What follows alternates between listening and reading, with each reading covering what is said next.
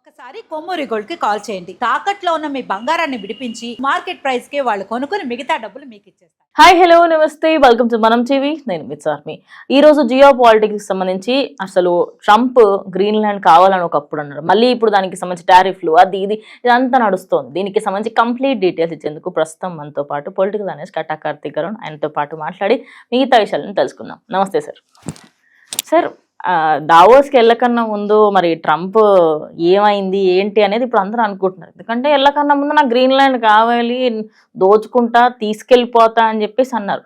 ఇప్పుడేమో సడన్ గా నాకు అది కావాల్సింది యుద్ధం కోసం కాదు, నేను అక్కడ కొంచెం మంచిగా చూసుకుంటాను, డెన్మార్క్ కి వీలవ్వట్లేదు అని చెప్పేసి సున్నితంగా మాట్లాడుతున్నాడు. అంటే ఆయన ఉద్దేశం ఏంటి, అందరికి అర్థం అవ్వదు అనుకుంటున్నాడా? మరి దావోస్ లో ఏం మాట్లాడుతున్నారు, దాని గురించి కంప్లీట్ గా చెప్పండి సార్. ముందుగా రెండోసారి అమెరికా అధ్యక్షుడు అయ్యి సంవత్సర కాలం గడిచిన సందర్భంగా ట్రంప్ కు ముందుకు శుభాకాంక్షలు తెలియాలి. అదే ట్రంప్ గురించి మాట్లాడారంటే మంచి మూరెడు చెడు బారెడు. ఇది ఒక్క మాటలో చెప్పాలంటే ప్రపంచాన్ని పెంట పెంట చేశాడు నిజంగా. అన్ని వాడుతున్న ప్రాబ్లమే. ఎస్. ఇప్పుడు ట్రంప్ మొండిగా వ్యవహరిస్తుంది గ్రీన్లాండ్ విషయంలో. అది నాకు కావాలని ఆయన అంటాడు. గ్రీన్లాండ్ అంటే అదొక ఐస్ ల్యాండ్.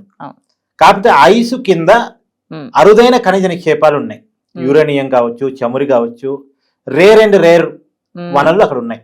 అవి ట్రంప్ కావాలి, అందుకే గ్రీన్లాండ్ అడుగుతున్నాడు అనేటువంటిది చాలా మందికి ఉన్నటువంటి అనుమానం. కానీ ట్రంప్ చెప్తుంది ఏంది, నా రక్షణ కోసం అది కావాలి.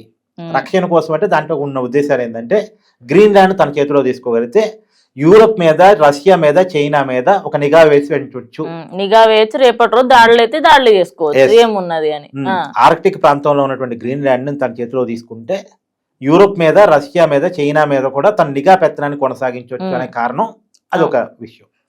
ఏది ఏమైనా కారణాలు ఏవైనప్పటికీ కూడా నీ ప్రదేశం కాదు నువ్వు తీసుకుంటానంటే ఎవరు ఒప్పుకుంటారు? నీది కాంది నీ పెత్తనం కావాలంటే అది ఎట్లా కుదురుతుంది? అది డెన్మార్క్ అనుబంధంగా ఉన్నటువంటి స్వయం పాలిత ప్రాంతం. అయితే నిన్న ఎప్పుడైతే దావోస్ వేదికలో ట్రంప్ వస్తున్నాడని తెలిసిందో అదే సమయంలో ఒక్కసారిగా యూరప్ తిరగబడింది. మామూలుగా అమెరికాకి ఎప్పుడు కూడా యూరప్ సపోర్ట్ గా ఉంటుంది. ఏ విషయంలోనైనా సరే అమెరికాకి సపోర్ట్ గా ఉండేది యూరప్. అమెరికా, యూరప్ వాళ్ళ సపోర్టర్స్ కలిసి నాటో అనేటువంటి ఒక దాన్ని స్థాపించారు. అంటే కామన్ ఆర్మీ, కామన్ రక్షణ వ్యవస్థ. ఈ నాటోనే చీలికయ్యే పరిస్థితి ఇప్పుడు ట్రంప్ విధానాల ఫలితంగా. నిన్న యూరప్ కంట్రీస్ కొన్ని, బ్రిటన్ కావచ్చు, ఫ్రాన్స్ కావచ్చు, తర్వాత బ్రెజిల్, ఈవెన్ డెన్మార్క్, ఈ దేశాలన్నీ కలిసి ఒక స్టేట్మెంట్ ఇచ్చాయి. ట్రంప్ వస్తున్నాడు అనుకుంటానికి ఇంకొద్ది ముందు ఇచ్చాయి. ఏమని ఇచ్చాయి? అమెరికాకి యూరప్ బానిస కాదు. ఈవెన్ దో బ్రిటన్ కూడా ఉంది ఆ దేశాల్లో. బ్రిటన్ చాలా సపోర్ట్ అమెరికాకి, కానీ చాలా క్లియర్ చెప్పాయి యూరప్ అనేది అమెరికాకి బానిస కాదు. గ్రీన్లాండ్ తీసుకుంటానంటే ఒప్పుకునేది లేదు. మా మీద సుంకాలు మోపుతాం, మా మీద ఆంక్షలు పెడతాం అంటే మేము కూడా పెడతాం. మా దగ్గర కూడా వజ్రాయుధం ఉంది.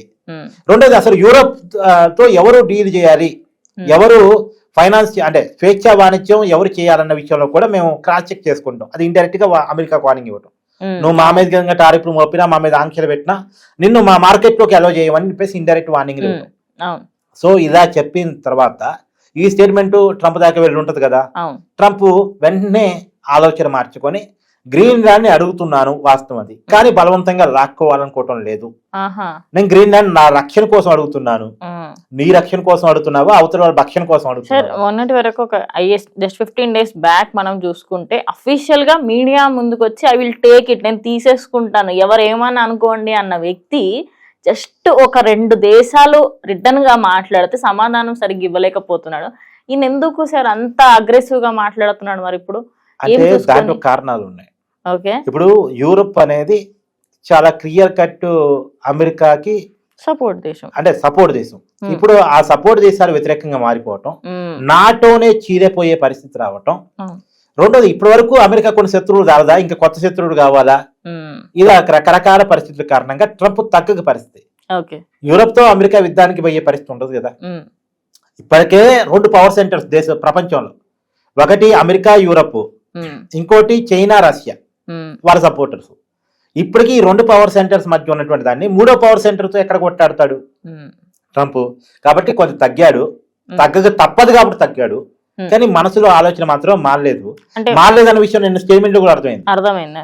ఏమంటాడు, మీరు నాకు గ్రీన్లాండ్ ఇస్తే మంచిది, ఇవ్వకపోతే గుర్తు పెట్టుకుంటా. వార్నింగ్ ఇస్తున్నాడు మరి, ఇండైరెక్ట్ వార్నింగ్. గుర్తు పెట్టుకుంటా నిన్ను అంటే ఫర్దర్ గా ఎక్స్పోర్ట్స్ ఇన్పోర్ట్స్ దగ్గర ఏమైనా చేయొచ్చు అంటే ఇండైరెక్ట్ గా చెప్తున్నట్టు అనిపిస్తుంది. అదే కాకుండా అమెరికా సామ్రాజ్యవాద విస్తరణ వైఖరి ఇంకొకసారి బట్టబయలైపోయింది. ఒకప్పుడు సోవియట్ యూనియన్ విస్తరణ వైఖరికి వ్యతిరేకంగా నాటో పెట్టారు. అంటే సోవియట్ యూనియన్ ప్రపంచం మొత్తాన్ని కబలిస్తుందని, అలా కబలించకుండా వీలు లేకుండా నాటోను పెట్టుకున్నారు.